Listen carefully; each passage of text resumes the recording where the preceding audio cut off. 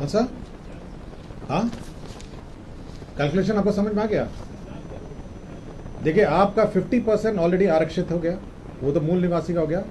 10% आपका economically weaker section के लिए हो गया है। क्लियर हो गया आपको? अब बच गया आपका 40% जो अनारक्षित था पहले। पिछले कैबिनेट में 35% उसका भी आरक्षण में आ गया, महिला आरक्षण, मूल निवासी। तो 40 का 35 कितना हुआ? 40 जो अनारक्षित था उसमें 35% ऑलरेडी मूल निवासी का हो गया। अब बच गया 65।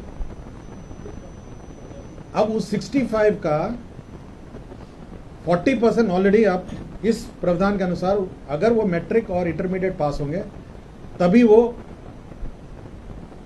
एलिजिबल होंगे। अब बहुत ही छोटी सी संख्या है जो अब पूरे सूची में अब अनारक्षित रहेगी। ये कोई भी बोर्ड होगा, बिहार के कोई भी बोर्ड, आईसीएसई हो सकता है, सीबीएसई हो सकता है, बिहार की शैक्षणिक संस्थाओं में जिन्होंने पास किया हो उन्हीं के लिए। और ये 40% बिल्कुल वर्टिकल है, सभी कैटेगरी में।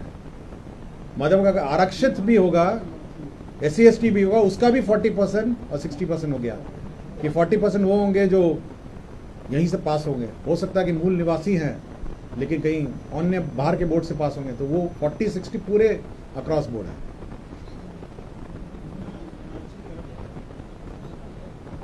%15 रह गया मोटा मोटी। 40% आपका अनारक्षित हुआ। 40% अनारक्षित में 35% ऑलरेडी महिलाओं का आरक्षण हो गया ना, और वो मूल निवासी वाला आरक्षण बच गया 65। अब उस 65 का 40% आपका आरक्षण हो गया।